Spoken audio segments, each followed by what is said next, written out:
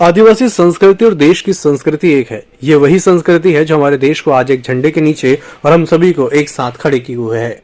कांग्रेस आदिवासी वर्ग की हमेशा से तैशी रही है, हमेशा रही। कांग्रेस की 15 माह की सरकार में भी हमने आदिवासी वर्ग के उत्थान के लिए कई कार्य किए, कई योजनाएं बनाई, कई निर्णय लिए। आदिवासी वर्ग का भला सिर्फ कांग्रेस ही कर सकती है। ये बात पूर्व मुख्यमंत्री कमलनाथ ने पीसीसी में आयोजित आदिवासी वर्ग की बैठक में कही। कितना समय में परिवर्तन हुआ है, आज नई पीढ़ी आई है। बहुत सारे हमारे बुजुर्ग बैठे हैं, उनके दुनिया में और आज की दुनिया में कितना फर्क है। अभी हम बाबा साहब अम्बेडकर की बात कर रहे थे, पर बाबा साहब अम्बेडकर ने जो संविधान बनाया जो पूरे विश्व में प्रसिद्ध है, उनके साथी कौन थे? किसी ने उसका नाम नहीं दिया। ये मुझे दुख है इस बात का। जयपाल मुंडा थे जो उनके साथी थे। आज हम बिरसा मुंडा जी को याद करते हैं, तात्या भील को, शंकर शाह को, रघुनाथ शाह जी को याद करते हैं, पर मैं चाहता हूं कि हम जयपाल मुंडा को भी याद करें। ये संविधान जो बना, इस देश का संविधान बनाना कितनी बड़ी चुनौती थी। कितने धर्म, कितनी जातियां, कितने देवी देवता है, कितनी भाषाएं, ऐसा कोई देश है विश्व? ये जयपाल मुंडा और डॉक्टर अंबेडकर जी ने ये संविधान दिया ऐसे देश को।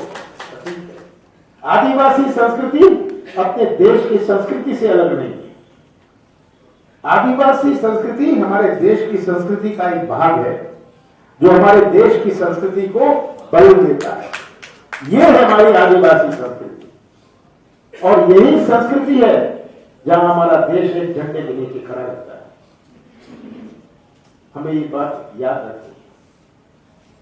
जो मैं दूसरी बात कहना चाहता हूं, सबकी बात मैंने सुनी, पर एक बात से आपको सावधान करना चाहता हूं। भारतीय जनता पार्टी का क्या लक्ष्य है? क्या लक्ष्य है कि किसी तरह समाज को बांटो, किसी तरह समाज को बांटो। मैं किसी के ऊपर उंगली नहीं उठा रहा। संस्थाएं बना लो, विभिन्न संस्थाएं बना लो, सामाजिक संस्था बना दो, उनको पैसे दो और वो जाके कांग्रेस को गाली दें। और ये आपके समाज को तय करना है कि आपकी ताकत, आपकी शक्ति, आपकी एकता है।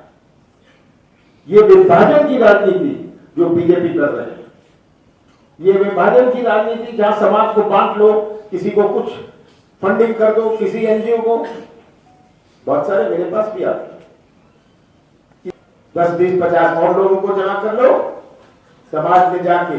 और यही सबसे बड़ा खतरा आदिवासी समाज का है कि किस तरह ये समाज को बांटो, और आपका समाज एक रहेगा तो आपकी ताकत बनी रहेगी। मैं कह रहा था, एक जमाना था जब आदिवासियों केवल मजदूरी और गड्ढे खोदने के अलावा कुछ काम नहीं करते थे। और मैं कहता हूं, हर जगह मैं ये कहता हूं कि आदिवासियों ने एक चीज नहीं सीखी, मजदूरी सीखी, गड्ढे खोलना सीखा, पर मुंह चलाना नहीं सीखा। और जब मैं मुख्यमंत्री बना, 15 महीने के लिए मैं था, 2.5 महीने गए आचार संहिता और लोकसभा चुनाव में। कि आप सब इस बात को जानते हैं, और हम भी, मैं खुद भी जैसे आदिवासी समाज से, इस वर्ग से मैं आता हूँ, हम इस बात को जानते हैं कि पहले जो युद्ध होते थे वो हथियारों से होते थे। अब जो युद्ध होते हैं वो चुनाव के रूप में वोटों से युद्ध होता है। तो माइक्रो मैनेजमेंट में आदिवासी है सब कांग्रेस के साथ में, लेकिन वोटों में कहीं बिखराव नहीं हो जाए, वोट इधर उधर बट नहीं जाए, इसलिए माइक्रो मैनेजमेंट हो, जिससे कि हर एक मतदाता, जो आदिवासी समाज का जो मतदाता जिनका वोट इधर उधर हो जाता है, वो न हो, वो हाथ के पंजे पे पड़े। और जिस समय, जैसे पहले जो कांग्रेस की सरकारें प्रदेश में भी देश में भी हुआ करती थी, मैं आप लोगों को बताना चाहता हूं कि 2003 के विधानसभा का चुनाव हो या 8 का हो या 13 का हो, उसमें आदिवासियों का हम लोगों को कम वोट पड़ पाया था, कांग्रेस को इस कारण से कम सीटें हमारी विधायकों के रूप में आई थी। भोपाल से ईएमएस टीवी के लिए वीडियो जर्नलिस्ट देवेंद्र माली के साथ हेमंत माली की रिपोर्ट। ईएमएस टीवी के यूट्यूब चैनल को सब्सक्राइब करें और बेल आइकन दबाएं, साथ ही ईएमएस न्यूज ऐप डाउनलोड करें।